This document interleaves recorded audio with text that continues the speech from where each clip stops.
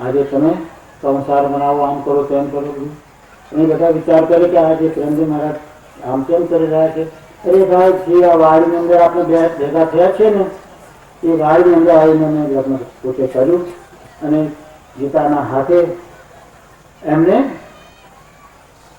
આ તુલસી ક્યારાઓની અંદરથી એક એક તુલસીનો કાઠ લીધો અને એક એક તુલસીનો કાઠની માળાને બનાવડાવી અને એ ગીતાના હાથે બનાવડાવેલી માળા મને હાથમાં આપીને મને કહે, મોટા ભાઈ, હવે તમે આજથી આ માળાનો ઉપયોગ કરી લો. આજે હું જીવન મહારાજની સમક્ષ લગ્ન કરીને આવ્યો. આવા લગ્ન પ્રસંગનો અવસરે આજે મારા હાથમાં એક નવી માળા હાથમાં આવી.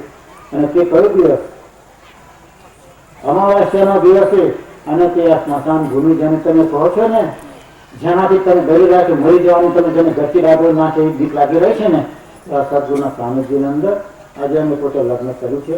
અને આજે એ મારા હાથમાં આવી. તમે ભાઈ ગભરાતા હોય ને તો સ્મશાનમાં લગ્ન કરે તેને એને નડતર આવે. અરે ભાઈ, મારું લગ્ન કરીને હું પણ સિંહનો બચ્ચો, મારો દીકરો પણ સિંહનો બચ્ચો ના હોય તો એ શિયાળું કેવું પડે મારે. મારા પિતાજીએ મારું જ્યારે લગ્ન થયું ને ત્યારે મારા કોઈને કહે કે બહેન, તું હવે મારા દીકરાને વધારવા માટે જા. કોઈ કહે, ઓ ભાઈ, હું વિધવા છું અને કોઈ મને મળો કે સૌથી પહેલી તું જા, પછી બીજા જાય. એ સિંહના બચ્ચાનો હું દીકરો. આ તેમના આજે વારસદારે અહીંયા આગળ આવીને એમની પોતાની હિંમત દેખાડી છે. આજે તમે બધા ડરપોક એ ના હો. આજે તમે આ હનુમાનની જાત બનાવી છે. આજે તમે માનો છો આ મિલિટરી કેમ્પ છે. આ કયો કેમ્પ છે? મિલિટરી કેમ્પ રાખવામાં આવ્યો છે. અહીંયા આગળ જાત જાતના ખાના નાખવામાં આવ્યા છે. કોઈ જગ્યાએ તોપખાનું હશે તો કોઈ જગ્યાએ દારૂ ખાવાનું હશે તો કોઈ જગ્યાએ રાઇફલ ખાવાનું હશે. જાત જાતના ખાના નાખવામાં આવ્યા છે. એના આ જે કેમ્પ નખાયો છે. અને આ મિલિટરીના માટે કાયદો જુદો હોય છે. મિલિટરીનો કાયદો એવો હોય છે કે મિલિટરીનું કોઈ સાધન જતું હોય ને રસ્તામાં કોઈ નાગરિક ગમે તેમાં થઈ જાય તો તેને માટે એને કોઈ ખૂન ટેસ્ટ લાગે નહીં. એના માટે કોઈ અકસ્માતનો કાયદો એને નડતો નથી. તો આજે જ્યારે અમારું આ વાહન, અમારું આ બધા ભક્ત સમાજનું ભક્તિનું વાહન જ્યાં પણ જઈ રહ્યું હશે અને તેની વચમાં જો કોઈ વેદ માર્ગ આવી જશે કે બ્રાહ્મણવાદ આવી જશે તો એને કચડી નાખીશું. એને માટે અમારી માટે કોઈ ખૂન કેસનો કાયદો લાગવાનો નથી. અમે આ મિલિટરીના માણસો છીએ. અમે આ હનુમાનની જાતના માણસો છીએ. અમે જીવન મહારાજના હીરા છીએ. ત્યારે આજે આ હીરાઓ તમે કહ્યા છે ને, આ હીરાઓના હાથમાં જે મારી માળા જતી રહી હતી ને, એ મારી માળા ભલે જતી રહી હોય, પરંતુ આજે હું તમારા દરેકના હાથમાં માળા આપવા માંગુ છું. એક વખત હું જેલ હાજર હતો અને અહીંયા પુણ્યાદમાં આવી પડ્યા. પુણ્યાદમાં આવીને પ્રેમજીની માં મળે, હું તો ઘેરે નહોતો. એ બા, તમે મને એક જીવનની મહારાજની માળાનો એક મણકો ના આપો. બિચારા ભગતના મનમાં તો એક માળાનો મણકો જો કદાચ મને મળી જાય તો મારું કલ્યાણ થઈ જાય. ભગતની ભાવના તો સાચી. હે ભાઈ કહે છે કે તમે બધું કહ્યું પણ આ તો બહુ મોટી વાત કરી. મારું એક માગું તો ના આપો. અરે ભાઈ, માગો તો આલું પણ મારા હાથમાં હોય તે આલું. આ તો બાપજીની મારે તમે માગો છો એક મણકો, હું કેમ આપું? બાપજીને તમે માગજો. પછી કોઈ વખત પાછા ફરી અવસરે કે ભગત આવી પડ્યા અને પછી મને કહે કે મહારાજ, આ ભાઈએ મને મારું માગણી ના સ્વીકારી, તમે મારી માગણી સ્વીકારો ને. મેં કે શું બોલો ને? એ જીવની મહારાજની માળાનો એક મણકો મારે જોઈતો હતો તે આપ્યો નહીં ને. અરે રે રે, તમે આટલું આવું બધું કેમ આમ કર્યું? તમે એક માળો મણકો એક જ શા માટે? આ આખી માળા લઈ જાઓ. એક મણકો નહીં, આ આખી માળા લઈ જાઓ. પણ એટલું યાદ રાખીને લઈ જાઓ કે જ્યારે તમે જલપાન કરો ને ત્યારે આ યાળાની અંદર જે જલ છે ને, એ આપણે સુપાત્ર છીએ કે કુપાત્ર છે જળ, એનો ખ્યાલ કરીને પાન કરજો. અને આ અન્ન મારે લાયક છે કે નથી લાયક તેને વિચાર કરી તમે અન્ન મારે નથી જોયું. એક મન કોઈ નથી જોઈતો. મારે એક મન કોઈ ના ચાલે. અરે ખાયલા આટલા બધા ગભરાઈ ગયા. આ મારા માટે મારા મારી થઈ રહી છે અને તમે મારા હાથી આપો છો કોઈની વાર નાખો. એક મારા મનકુને તો આખી મારા આપી દેવા કહું છું. આજે તમારા હાથમાં હું એક એકના હાથમાં માળા આપવા માંગુ છું. એકના હાથમાં માળા આપું છું. કોઈ એક વ્યક્તિના હાથમાં નહીં, વાળા સામના નહીં, એક સરખી સમ દ્રષ્ટિથી તમારા હાથમાં માળા આપી રહ્યો છું અને તે પંચ રત્નની માળા આપું છું. તમારા હાથમાં જે માળા આપી રહ્યો છું તે 5 રત્નો ભરેલા છે. તેની અંદર એમાંથી મારું સૌથી પહેલામાં પેલું મહામૂળું રત્ન છે. એ મહામૂળું રત્ન છે મારા કબીરજી છે. જે કબીરને રામની રાડે અભેદ છે એ મારું મહામૂળું રત્ન છે. આજે તમારા હાથમાં આપું છું. એ રામ કબીર, એ કબીરનું રત્ન પહેલામાં પહેલું મારા આ પંચરત્ન માળાનું પહેલું રત્ન છે. એ રત્નના પ્રતાપથી જે બીજા રત્ન પ્રગટ થાય છે, એ પ્રગટ થયેલું બીજું રત્ન જે છે તે પદ્મનાભ અધ્યાયુજી છે. પદ્મનાભ કોણ છે? ભગવાન છે. કબીરજી કોણ છે? સંત સ્વરૂપ છે. સંત સ્વરૂપ ભગવાન સ્વરૂપ છે. પદ્મનાભજીના ગુરુ એ કબીરજી છે. એ કબીરજીના ગુરુ મુખેથી એને જે કંઈ પ્રાપ્ત થયું એ પદ્મનાભ ભગવાને ગ્રહણ કર્યું અને તેમને પોતાના શિષ્ય અધ્યારજી મહારાજને અર્પણ કર્યું છે. એ અધ્યારજી મહારાજને જે કંઈ પ્રાપ્ત થયું તેમને પોતાની વાણીમાં પોતાના ગુરુની કૃપાથી જે પ્રગટ કર્યું તેના એ આપણું પ્રાણ આધાર થઈ ગયો છે. એ 28 કીર્તનો જો આપણી પાસેથી લઈ લેવામાં આવે તો ભક્ત સમાજ માઇનસ થઈ જાય છે, શૂન્ય બની જાય છે. જે વાણીના પદથી આપણે કંઠ દીક્ષા, આપણે લગ્ન, આપણે અંતિમ વેળા બધી વાપરીએ છીએ, વાત વાતમાં વાપરીએ છીએ. એ 28 આપણા માંથી લઈ જાય તો આપણે બિલકુલ નિર્માલ્ય બની જઈએ છીએ.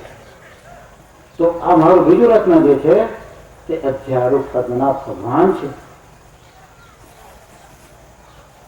પછી ત્રીજું જે રત્ન છે ને એ રત્ન જો આજે મારે કહેવું છે, એ રત્નની તો કોઈ મારાથી વાત જ થાય એવી નથી. એ રત્ન એવું છે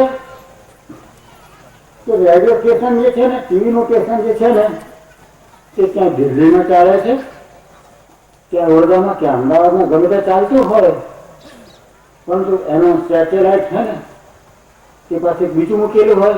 કબીરજીનું જે ટીવી સ્ટેશન ચાલતું હતું તેનું સેટેલાઇટ ચાલતું હતું એ અધ્યારજી પદ્મનાભ ભગવાન.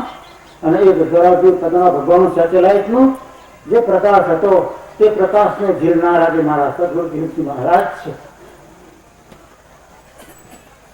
આ સેટેલાઇટનો પ્રકાશ જેને ઝીલી દેખતા મારા હાથમાં અધ્યારજી મહારાજનું તમારું પ્રગટ કરી બતાવ્યું.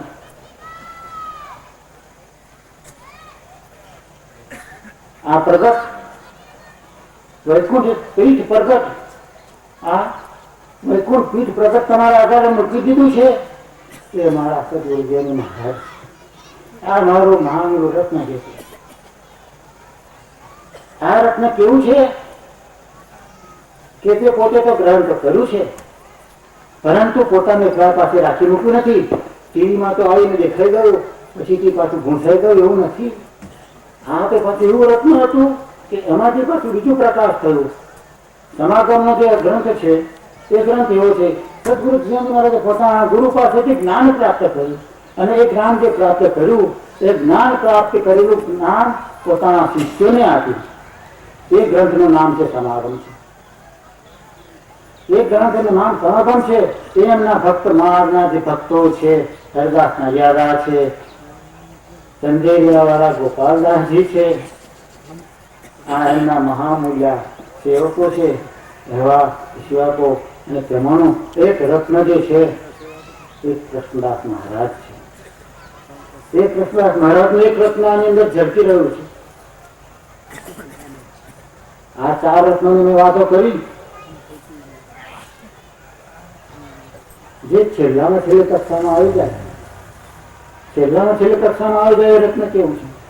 કૃષ્ણદાસ મહારાજે જે રત્ન પ્રગટ કરેલું છે, જે જીવન મહારાજની પાસેથી પ્રગટ કર્યું છે, આખો કોઠા વિસ્તારને એમને કેટલો બધો ઝળકાવી નાખ્યો છે કે ગુરુ કરતા કેવો સવાયો ફાટે એવા કોઠા વિસ્તારના ભક્ત ભાઈઓ આજે તમારા ભૂતો ટેકાને જે એમને આગળ ટકી શકતા નથી. કેમ કે ભૂલી ભક્તિમાં ભેટી ગયેલા છે. આજે શાકમાં ઝેરને વીછીને ઉતારનારા આ ભક્ત સમાજ એમની આગળ મારું મસ્તક ઝૂકી જાય છે. તો આજે 5મું રત્ન જો હું કહેવા માંગુ છું, એ રત્ન કઈ જાતનું છે? આદિ અંત સબ એક હૈ. આદિ અને અંત નો જ્યાં એકત્વ થતું હોય એ મધ્યમ આયા વિસ્તાર છે. આ મધ્યમાં તો એનું ફેલાઈ ગયેલું છે, બધો ફેલાવો છે, એનો પરિવાર છે. આદિ અને અંત તો એક જેનો થયો હોય એ રત્ન જે છે તે કયું રત્ન? આદિ અંત કયું? આદિમાં મેં જે કહ્યું છે કબીરજી કહ્યું. અને હવે જેનું જે બીજું રત્ન જે આપવા માંગુ છું એ રત્ન છે મહારાજ સદગુરુ જે છે તે જ્ઞાનજી મહારાજ છે. આ જ્ઞાનજી મહારાજ જેને રામ કબીર કહીએ છીએ ને આપણે, એ રામ કબીરનો પ્રાદુર્ભાવ જેની અંદર થઈ ગયો. કબીરને જેને રામની અંદર જેને કબીર દેખાયા છે, કબીરની અંદર જેને રામને દર્શન કરી લીધા છે. આપણે જેને કબીર કબીર કરી રહ્યા અને કબીરમાં રામને કોઈ જોઈ ન શકે એવા કાચની અંદર કાચના શીશાની અંદર ભરેલું જે પદાર્થ છે એ પદાર્થને જેમ જોઈ શકાય એવી રીતે જેને કબીરની અંદર રામને જોઈ શક્યા હતા એવા આ જ્ઞાનજી મહારાજ એ મારું 5મું રત્ન છે. આ 5 રત્નની માળા આજે હું તમારા હાથમાં અર્પણ કરી રહ્યો છું. આજે એ માળાનું તમે જતન કરો. એ માળાથી તમારું કલ્યાણ છે. તો આવી માળા આજે તમારા અર્પણ કરવાનો તમને અવસર મળે છે. આજે આપણે ત્યાં બધા જિલ્લાના ભક્તો ભાઈઓ ભેગા થયા. આજે આપણે 2 દિવસથી અધિવેશન કરી રહ્યા છીએ.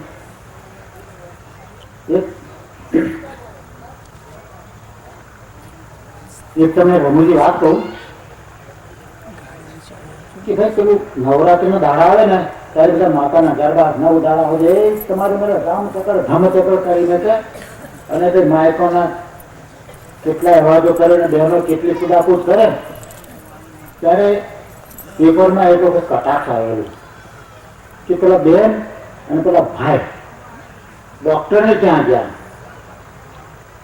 એટલે ડોક્ટર કે ભાઈ શું થયું છે? તે ડોક્ટર પૂછે તો પેલા ભાઈને કઈ સંભળાય નહીં. એટલે પેલા કંઈક શું થયું છે? એટલે પેલા ભાઈ બોલે નહીં. પેલા બેનને પૂછે કે બેન આ કેમ આવ્યા છે? તો બેન સાહેબ ગાળામાંથી અવાજ ના નીકળે. એટલે કેમ? પેલા ભાઈ કે ડોક્ટર સાહેબ આ એટલા બધા ઘૂંઘરા વાગતા હતા ને કે મારા કાનના પડદા તૂટી રહ્યા છે, એટલે મને સાંભળતું જ નથી. એટલે મારા કાનની દવા કરો અને આને એટલા બધા રાગડા તાના છે ને કે એના ઘરના કાકડા બેસી ગયા છે એટલે એને કાકડાની દવા કરો. ત્યારે આ ભક્તિ સંમેલનનું આજે આપણે શ્રુતિ ફળશું. આ ભક્તિ સંમેલનમાંથી પ્રાપ્તિ શું થયું? ત્યારે 2 દાડાથી મારા કાન ખોયા. કાલના મંડા છે તે આ માયકની અંદર 2 ધડાકે કરે જ રાખે. અમારે કોને ખોયા? આ ભક્તિ સંમેલનનું શ્રુતિ ફળ શું? 2 દાડાથી કાન ખોયા અમારા. અરે ભાઈ, આ સંમેલનનું જયારે અહીંયા આયોજન કર્યું તે દિવસથી આ ગામના લોકોને, આ સમાજના ભાઈઓની અંદર એટલો ઉમંગ ઉત્સાહ અને ઉછાળો આવી ગયો કે એમને રાત નથી દીધું, દાડો નથી દીધો, પોતાનું ઘર નથી દીધું, કામ નથી દીધું અને એમને પોતાનું આખું પરિશ્રમ એનું અર્પણ કરી દીધો છે. એટલો બધો ઉમંગ હતો. મારું એમ કહેવું છે આજે અપેક્ષા બધા રાખી રહ્યા છે કે આવું સંમેલન ફરી થવું જોઈએ. આ પ્રમાણે આપણે જાગૃતિ લાવવાના પ્રયાસો કરવા જોઈએ. એટલે હું તો એમ કહું છું 3 યુવાન છોકરાઓ હતા. યુવાન છોકરાઓ 3 ભેગા થયા અને જયારે યુવાન છોકરાઓ ભેગા થયા હોય ત્યારે વાતો કોની કરે? પોતાની યુવાનીની વાતો કરે ને. એટલે આ 3 યુવાન છોકરાઓ પોતાની યુવાનીની વાતો કરતા હતા. પેલા કે ભાઈ હવે તો આપણે લગ્ન કરવામાં ટાઈમ આવી ગયો છે, એકબીજાના લગ્નમાં નક્કી થઈ ગયા છે. કે હા ભાઈ હવે મારું થોડા દાડામાં નક્કી થયું છે, હવે ગમે ત્યારે 1-5 મહિનામાં થશે. પેલું કે મારું પણ તૈયારીમાં છે. પેલું કે મારું પણ હવે વાતો ચાલે છે અને લગભગ નક્કી જેવું થઈ ગયું છે. પેલા પોતાની પત્ની કેવી રીતે લાવવાના છે ને કેવું લગ્ન કરવાના છે બધી વાતો લગ્નની કરવા માંડ્યા. ત્યારે આ લગ્નની વાતો કરે ત્યારે બધા એ છોકરાઓ કે અલા ભાઈ મારો બેટો લગ્ન કરવા જઈએ ત્યારે કેટલો બધો ઉમંગ અને કેટલો બધો આનંદ થાય. અને આપણે છે ને આપણે જે ગો આવે ને તેને કેવું આમ ફર્સ્ટ ક્લાસ બ્યુટી પાર્લર વાળા આવીને અને એટલી શણગારે. અરે આપણે તો બે ઘડી આપણે લટ્ટુ બની જઈએ એવી તો અપડેટ બના તો લટ્ટુ બનાવી દે આપણા કે. અને પછી એક દાડો બનાવી તો બનાવી દે પછી હતી એવી ને એવી. એટલે આ તો એનું કે લગ્ન છે બધા ભેગા થયો તે આપણે લટકા કરે એ બને હોય. અને પછી તો હતી એવી ને એવી. કારણ કે હા હા હાર ખરું વાત છે. ત્યારે બધા તે છોકરાઓને નક્કી થયું કે જો ભાઈ આપણે આવું આપણે નભાવવું નથી. આપણે એમ કરો કે આપણે જે પત્ની છે ને આપણને જે લગ્ન કર્યું એવી રીતે જે દરરોજ જો આપણી સાથે વ્યાપાર મળે ને તો જેમ કે વ્યાપાર માર્યો નહીં તો મારો જ નહીં. હા એ વાત નક્કી કરી નાખી. ત્રણેય જણાએ નક્કી કર્યું. હવે ત્રણેય જણા હતા ને કે બધા એક જાતના છોરા હતા. એક હતો રજપૂતનો છોકરો, એક હતો ભાઈ બોમનભાઈનો છોકરો અને એક હતો બે હોલીનો છોકરો. એટલે ભાઈ લગ્ન તો બધા ત્રણેય ભાઈબંધોના થઈ ગયા. હવે બધે ત્રણેય ભાઈબંધો કરાર કરેલા કે આપણે લગ્ન કર્યા પછી પણ આપણી પત્ની લગ્નનો ખર્ચ એવી ખર્ચ તો આપણે એની જોડે વ્યવહાર કરવાનો. એટલે આ બ્રાહ્મણભાઈને ત્યાં તો લગ્ન થઈ ગયું. અને મૂળ સંસ્કારી કુટુંબો કે બ્રાહ્મણ કુટુંબ એટલે એમને ત્યાં બીજા દિવસે છે ને રસોઈ કરવાની હોય એટલે એને ત્યાં અમર જરૂર પડે. અમર એવું છે લક્ષ્મી કપડ હોય. આપણો વૈજ્ઞાનિક આપણા ધર્મની ક્રિયાઓમાં વિજ્ઞાન પણ રહેલું હોય છે. અંબર એટલે રેશમનું હોય. રેશમનું કાપડ પહેરીને તમે જો રસોઈ કરાવો તો તમને કોઈ પણ જાતનું અકસ્માત થાય તો તમે આગથી દાજી ના શકો. રસનું કાપડ હોય તે વહેલું અગ્નિ પકડે નહીં અને તમે આગથી બચી શકો. એટલે આની પાસે વૈજ્ઞાનિક કારણ હોય. એટલે આ ભાઈનો તો લગ્ન વ્યવહાર ચાલુ થઈ ગયો. અંબર પહેરી અને રસોઈ બનાવે અને પોતાના પતિને પ્રેમથી જમાડે. એટલે આ ભાઈનો તો વ્યવહાર ચાલુ થઈ ગયો. સોનીનું કુટુંબ હતું મહાજન કુટુંબ, એમને ત્યાં અંબર પહેરીને કરવાનો વ્યવહાર. એટલે એમના ભાઈનો વ્યવહાર ચાલુ થઈ ગયો. હવે પેલા મારા જેવા હતા ને કરમજીભાઈ હતા પટેલના દીકરા. આ હવાના પોરમાં ઉઠી અને પેલી બોર્ડને જવું પડે વગડે એટલે છોન દળ નાખી આવે. પછી ચારનો ભાડો લઈ આવે અને નાહ્યો તો નાય ના નાય તો ના નાય ને ચૂલે હળગાવતીને જે તે બે ચાર રોટલા થાય તે કર્યા ને લો તાર ખાઈ લો જમી લો. એટલે આ ભાઈને તો પેલો રજપૂતભાઈ આ રજપૂતભાઈને વિચાર થયો ત્યારે થયેલા આ મારે ક્યાં હાર મારો પ્રતિજ્ઞા તો તૂટી ના થાય. અને એમ થયું કે તું આવી રીતે મને જમા તો પછી માગીને મળ્યું એમાં તો અમારું અર્થ શું? જે રસોઈની અપેક્ષા રાખું છું એવું પ્રેમથી મને પીરસે ને ત્યારે હું તો જમવું. એટલે આ ભાઈને વ્યવહાર ચાલે નહીં. આ તો 2-5 મહિના 6 મહિના વીતી ગયા. પેલા બેન પિયરમાં ગયા ત્યારે બેન પેલી વાતો કરે બેન તારો વેપાર કેમ ચાલે? પેલી બેન રડી પડી ભાઈ સાહેબ મને હું આખું પડશે સમજણ નહીં પડતી. એને મા બાપને વાત કરી. મા બાપ કે આવું મારી છોકરીને દુઃખ ના બેઠાય. એટલે આ છોકરીનું બીજે વ્યવસાય કરવું હતું પણ પેલો ઉપર ઘરની ઉભો તો એટલે શું થાય એનું કાટલું ખરીદ નાખીએ રજપૂતની જાત એને મારી નાખીએ આપણે શું. પણ આપણે બીજી છોકરી બીજે કોઈને આ દુઃખ ના બેઠાય. એટલે પેલા છોકરીને કહે કે તું અમને જા અને એનું આપણે નિકંદન કાઢી નાખીશું તો ગમે તેમ કરીને. પછી એક દિવસ આગળ લખ્યો કે અમારે ત્યાં પ્રસંગ છે તે માટે તમારે બંને જણાએ સજોડ આવી જવું. એટલે પેલા ભાઈ રાજપૂત તો કહે છે કે ભાઈ તારા પિયરમાં તો કાકા આવે છે આપણે બંને બોલાવે છે ને કંઈક તહેવાર છે તો ચાલો. આ બંને જણને ઉપડ્યા. એમાં સાસરે જવા આ રજપૂતભાઈ ઊંટની પર બેસીને જાય છે.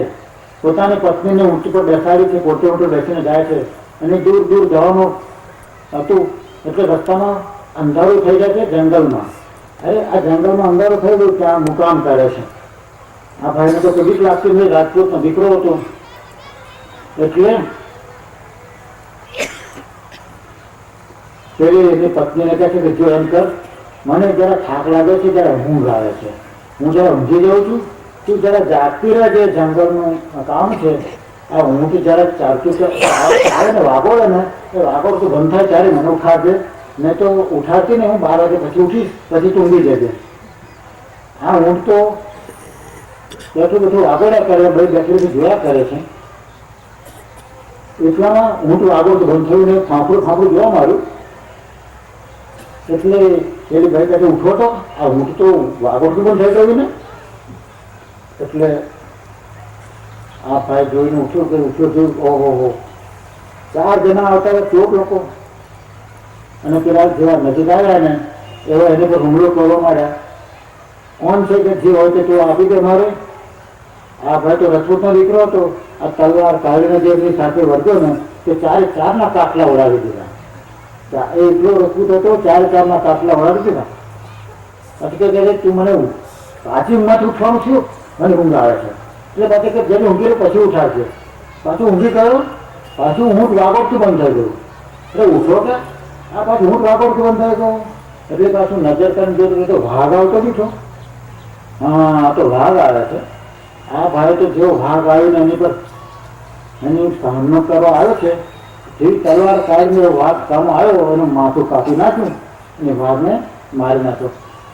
તું હવે ઊંઘી જા, હવે વાંધો નહીં, મને 2-4 ઊંઘ લઈ લીધી છે. આ બેનને ઊંઘાડી દીધી. સાસરે ગયો, ત્યાં તહેવાર રાખેલો, પણ શાનો રાખેલો જાણો છો? આ છોકરું નાતરું કરવાનો તહેવાર રાખેલો. તહેવાર આ છોકરું નાતરું કરવાનો હતો. હવે પેલું ભાઈ ઉપર પાછો આ ખીલી ઉભી રહેલી, આનું શું કરવું? એટલે આ જમીન શું કહે છે, તમે આજે અમારે ત્યાં તહેવાર છે અને મને તારે દુઃખ છે. કે શું? અમારું વાંધ્યું ખેતર છે તે ચોર લોકોનો ભય બહુ રહેશે, તમે કંઈ હાથ લેવા ના જાઓ, આજની રાત તમારો પતી જાય. તમે ઓળો ભાઈ કે છે એમાં શું લાય કે મારી બંદૂક? અરે તાને બંદૂક તે માર્યું છે ને, મારો કર્યો છે ને, મારાનો તરફ ભરેલી છે, તમે મારા પર બેસી અને તમે હાથવા કરજો ને. હવે ભાજ્ય ખેતરમાં દરરોજ વાઘ આવે. આ ભાઈએ વિચાર કરે કે વાઘ આવશે ને મારીને મારી નાખશે, અને આ ત્યાં બંદૂક છે નહીં, એટલે આપણે સલામત છીએ. એના છોકરું અહીંયા આગળ આપણે નાતરું કરી દઈશું. આ ભાઈને વાઘ્યા ખેતરમાં મોકલી દીધો. દ્વારા પર જઈને જોઈએ તો ત્યાં ના બંદૂક મળે તો ના કોઈ હથિયાર મળે. એની પાસે થોડુંક ચપ્પા જેવું હશે ને કે મારામાંથી 2 વાંસ કાઢી નાખ્યા. 1 વાંસનું છોડીને 2 ફાંકા કર્યા, એનું કામથી બનાવ્યું, અને 1ના 2ના તીર બનાવ્યા. અને પછી કે કઈ વાંધો નહીં, વાઘ હશે તે વાંધો નથી. અહીંયા આગળ છોકરીનું વિચાર કરવા માટે બેસાડી દીધી છે મહિલામાં. અહીંયા આગળ લગ્ન થઈ રહ્યું છે, ત્યાં 2 જણા બેઠા છે. એક ઉંદરડી નીકળી. આ ઉંદરડી નીકળીને તે પેલા વરરાજા બેઠેલા ને તેને આમથી આમ કૂદે, આમથી આમ કૂદે, આમથી આમ કૂદે. ને પેલા વરરાજાના થઈને મારે હા અહીંયા ઉંદરડી હા આમાં કૂદા પૂછે. હા ઉભી ત્યારે ઘાટમાં વાગે મને છે. એટલે કઈ ઘાટમાં આવી કે ફટાક કરીને લગાવીને તો ઉંદરડીના રામ રમાઈ દીધા. આ ઉંદરડી મળી ગયા એટલે કરીને ભૂસ પર હાથ નાખ્યો.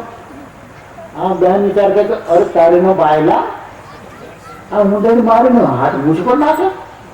આ પેલે વાઘ માર્યો, આ ચોર માર્યો તો ખોખારો નથી ખાધો. આ તારા કરતા તો પેલો મારો ભાઈલો હારો. આ ભાઈ તો કે મારે લગ્ન કરવા જ નથી કે ઉઠીને ઉભી થઈ ગઈ. લગ્ન તો મારે કાંઈ ના કરવા મળે. આ ભાઈ તો જે ઉઠી પોતાનો ભૂખ્યો ને તરસ્યો પોતાનો ધની પડનેતર ત્યાં ઝૂંપડીઓ બેઠેલો છે. એક ફાણસ લીધી, હાથમાં તાટ લીધો છે, ગ્લાસ લીધો છે ને લોટો લીધો છે, પોતાના પછીને ભૂખ્યા તરસાને જમાડવા માટે નીકળી ગઈ. આ ભાઈ જાય છે પોતાના ધનીને ત્યાં જમાડવા માટે. ત્યારે આજેથી દીઠી ફાણસ લઈને આવતી પોતાની પત્નીને. એને એની પત્નીને કહે છે કે જોજે તું આમથી ના આવતી, આમ ગઈ ના બાજુ મારે એમ થાય કેમ? અરે કૂતરું મરેલું પડ્યું છે આગળ કૂતરું મરી ગયેલું છે એટલે આંગળે ના આવજે. તરત વાઘ જોઈને ભટકી જશે બિચારા આંગળે માંગે. પછી ક્યાં એટલે આ પેલું વાઘરું મરી ગયું છે તું આંગળે ના આવે તો તું ભટકી જાય એમ કરી ને. ધન છે તમે પેલો થઈ જશે. અરે ધન છે તમે કહે છે તું આજે આવ્યો હતી મને આમ પત્તા લેવા આવી કારણ મારી ભૂલતી પછી માફ કરો ને, આજે મારી જોડે આવું ના કરશો. અરે આજે તો તું ઘેર કેમ કરીશ?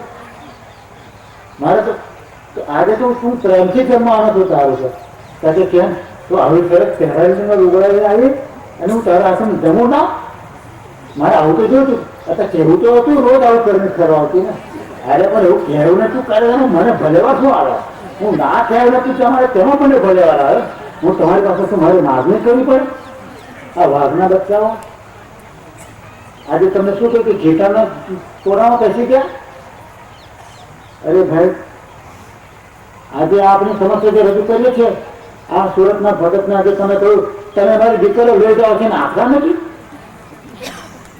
અરે ભાઈ હું તો ગર્વ સાથે કહું કે મારી એક માતા હતી ને એ મારા સુરતના હતા અને તે ગંગાબા હતા મારા ધામણના પિતાંબર દાસના દીકરી હતા મારી માતાની આજે સુરત જિલ્લામાંથી આવેલા છે આ સુરત જિલ્લામાં હું જય જયકાર બોલાવીશ ધન્ય છે મારી માતા હતા ત્યાં હતા તેનો આજે મને ગૌરવ થાય છે અને સુરતના ભગતો આપણી સામે ફરિયાદ કરતા હતા તમને ખબર છે એમને ત્યાંથી આપણે પોળીઓ લાય કરતા હતા એટલી પોળી આપીએ નહીં આપણે આજે આપણે એમનો વારો આવ્યો હા તો હાથું વારવાનું થયું છે હાથે પાટું થયું છે એટલે તમે એમ ગભરાઈ ક્યાં જાઓ એટલે ભાઈ આપણે એકબીજાને સાથે બનાવવું પડશે ને આપણે એકબીજાની સાથે ગોઠાઈ જાઓ અને આપણે એકત્ર કરવાનો આ અવસર આવ્યો છે આવો રૂડ અવસર આપના પાસે આવે ને વારંવાર આપણે આ અવસરે આપણે ભેગા થઈએ અને મળીને ગુણના ગુણ ગાઈએ સદગુરુ જીવન મહારાજને કહીએ કે તમે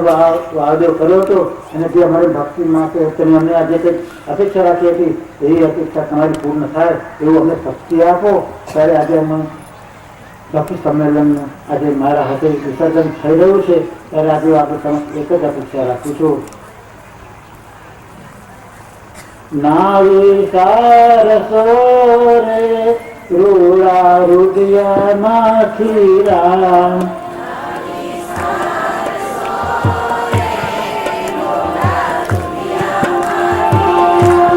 નાવી સારસો રે રૂડા રુદિયામાંથી રામ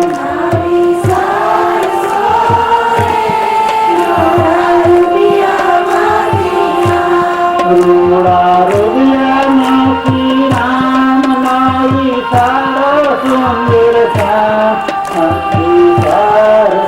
રે રૂડા રુદિયામાંથી રામ રૂડા રુદિયામાંથી નાવી સારો સુંદર નાવી સારસો રે રૂડા રુદિયામાંથી રામ નાવી સારસો રે રૂડા રુદિયામાંથી રામ નાવી સારસો રે રૂડા રુદિયામાંથી રામ રૂડા રુદિયામાંથી રામ નાવી સારો સુંદર શ્યામ રૂડા રુદિયામાંથી રામ નાવી સારો સુંદર શ્યામ રૂડા રુદિયામાંથી રામ નાવી સારો સુંદર શ્યામ રૂડા રુદિયામાંથી રામ નાવી સારો સુંદર શ્યામ નાવી સારસો રે રૂડા રુદિયામાંથી રામ નાવી સારસો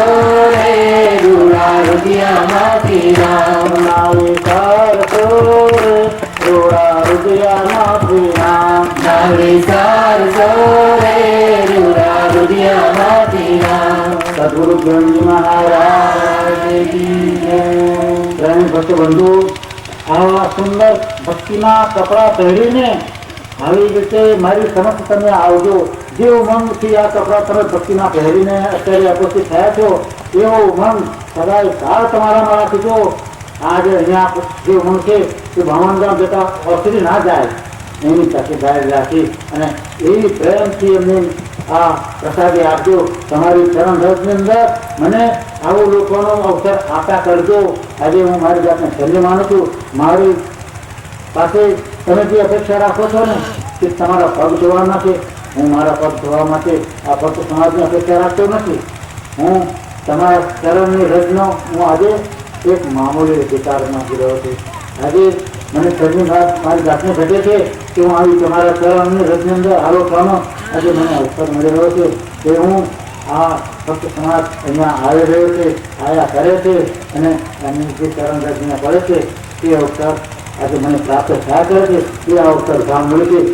હરિગુરુ સંતના ચરણ રથમાં જ્યાં વિશ્રામ કરવાનો આપણને જે અવસર મળે છે એવા અવસર તમે વારે વારે તમે શરીર મળે અને સદગુરુજીને આપણે ભક્તિ આપે. ગુરુ સદગુરુ જીવનજી મહારાજ.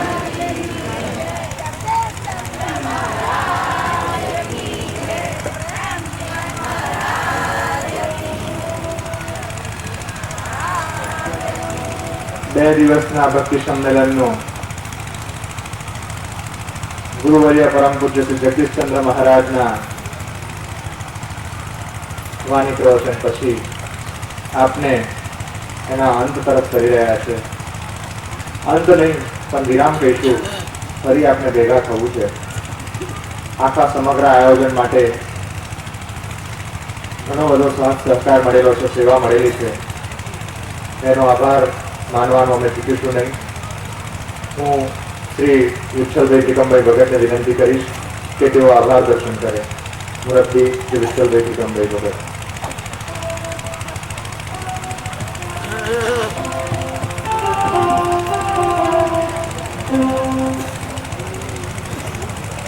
ગુરુજી મહારાજ કી સ્વામી શ્રી જગદીશ મહારાજ, રાષ્ટ્રંજય મહારાજ તથા અન્ય સંતો તથા સુરેન્દ્ર જિલ્લામાંથી આવેલા ભક્ત સ્વાના ભાઈ સજ્જનો,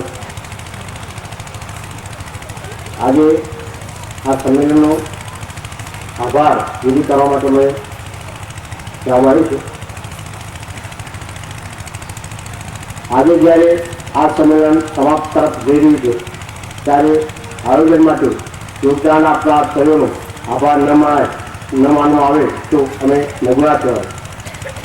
સંકલ્પની સાથે સરકાર માટે તૈયાર થયેલા પુણ્યાત ભક્ત સમાજના ભક્તો ભગત રણછોડભાઈ તળાભાઈના આજે માર્ગદર્શન હેઠળ કામે લાગ્યા તે બદલ તેમનો હાર્દિક આભાર. રામ સરપંચ શ્રી ચંદ્રભાઈના માર્ગદર્શનથી પટેલ સમાજ, પાટોડિયા સમાજ, વસાવા સમાજ, હરિજન સમાજ અને ખાસ તો મુસ્લિમ સમાજ જે અને અન્ય ગામજનોએ તે જીવનવાડીમાં અને ગામને સાફ સુફ કરી જંગલમાં મંગળ બનાવી તે બદલ તેમનો હાર્દિક આભાર માનું છું. કુંભાવા ગોવિંદભાઈ, રામભાઈ બેન, મહારાજ સીતા કાંતાભાઈના આગળથી જીવનવાડીમાં અને રસોડામાં સેવા આપવા બદલ તેમનો 2 મહિના સેવા આપી તે બદલ તેમનો આભાર. ફરજખાના માટે સગી જવાબદારી ઉપાડ્યા માટે રામજીભાઈ ગોકાભાઈ જે જવાબદારી સ્વીકારી તે બદલ તેમનો આભાર. સમગ્ર વિશાળાબેને પૂરા પ્લાનથી દીપાવલો તે સુભાષભાઈ શ્રીભાઈને ફાળે જાય છે અને તેમનો આભાર માન્યો. ત્યાંની સેવા માટે હરિકૃષ્ણભાઈ વિઠ્ઠલભાઈ અને તેમના પરિવારનો ખૂબ ખૂબ આભાર. રસોડામાં જમવાનું બનાવવાની સેવા કાનનાથ દરેકભાઈ ભક્તો અને ખાસ તો સાવરભાઈ, ભગુભાઈ, છુટુભાઈ, મોહનભાઈ, જગુભાઈ તથા અન્ય ગામના જુવાનીઓ ભક્તો સેવા આપી બધા આપણો આભાર માન્યો છે. ભોજન તથા પીરસવામાં રસોડામાં તથા અન્ય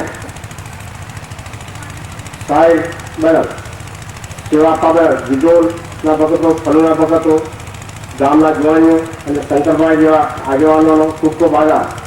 કૃપાના આપના દર્શન પ્રદર્શન માટે ચિત્રો તૈયાર કરવામાં સારોના ભગત મુકેશભાઈનો હાર્દિક આભાર. ગામમાં સાક્ષીઓ લખી શોભા વધારવા બદલ નિમેશભાઈ, ભગવાનભાઈ અને જીગર ગોરવેશભાઈ અને તેમના મિત્રો ખૂબ ખૂબ આભાર.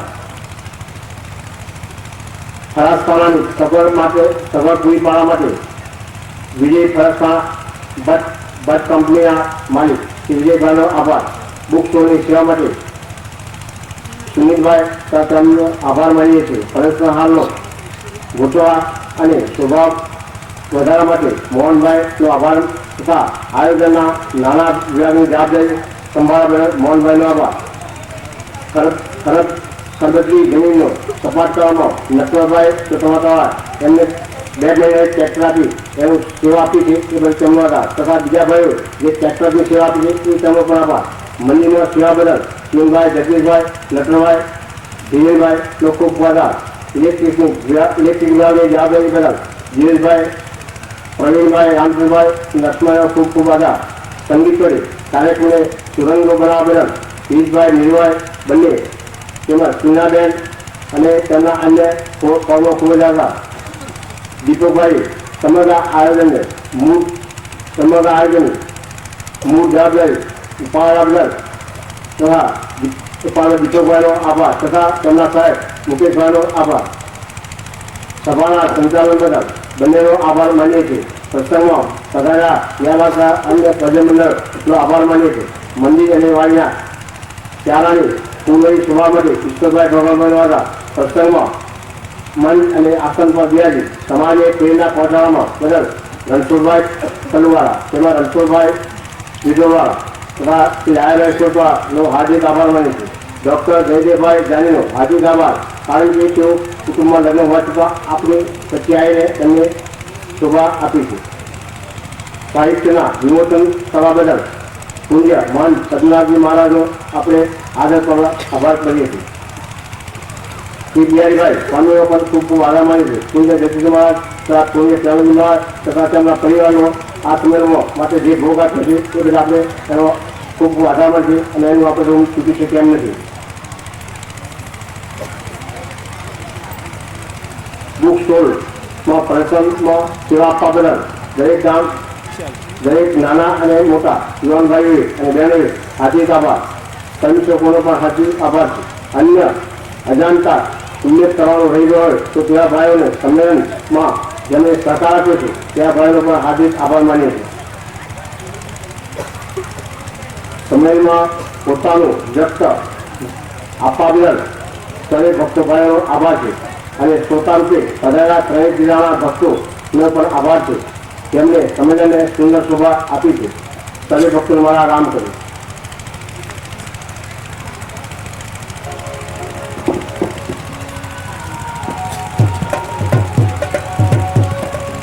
મુરબ્બી વિઠ્ઠલભાઈએ સર્વેનો આભાર માન્યો. સમાજ વતી હું પણ વિઠ્ઠલભાઈનો આભાર માનું છું કે તમારી 2-2.5 મહિનાની અવિરત સેવાઓનો પણ હાર્દિક આભાર, ખૂબ ખૂબ આભાર. હવે સંપૂર્ણ જ્ઞાન સાથે આપને આ 2 દિવસના ભક્તિ સંમેલનનું સમાપન કરીશું. તો હું સંગીતકાર ભક્તોને કહું છું કે તેઓ સંપૂર્ણ જ્ઞાન આપે. સંગીતકાર ભક્તો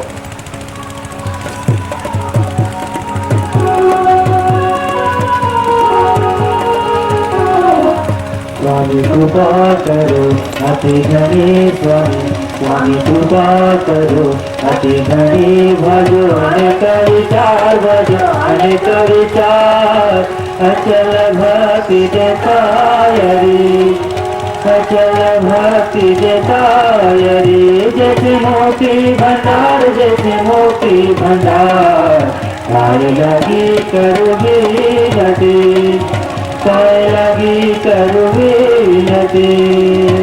સ્વામી કૃપા કરો અતિ ઘણી સ્વામી, સ્વામી કૃપા કરો અતિ ઘણી ભજો અને વિચાર ભજો અને વિચાર અચલ ભક્તિ દેતાયરી, અચલ ભક્તિ દેતાયરી. જેથી મોટી ભંડાર, જેથી મોટી ભંડાર પાય લાગી કરવી નથી, પાય લાગી કરવી નથી. આનંદ આરતી હરખ પાર હરિજન હરે મેરે પ્રાણ આધારા, હરિજન હરે મેરે પ્રાણ આધારા. સંત દર્શન તન તાપ નિવારો, જન્મ મરણ ભવ સાગર તારો, જન્મ મરણ ભવ સાગર તારો.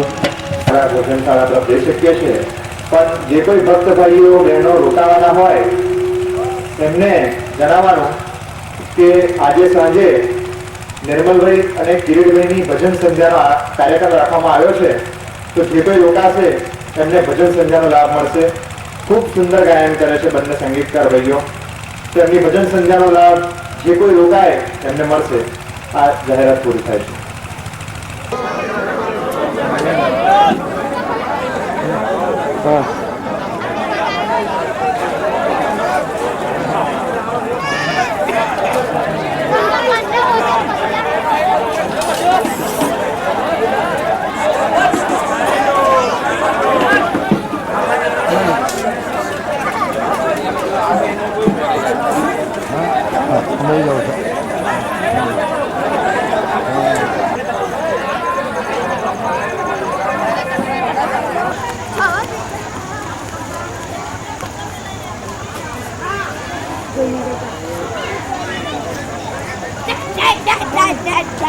આપણા બધાની જિંદગી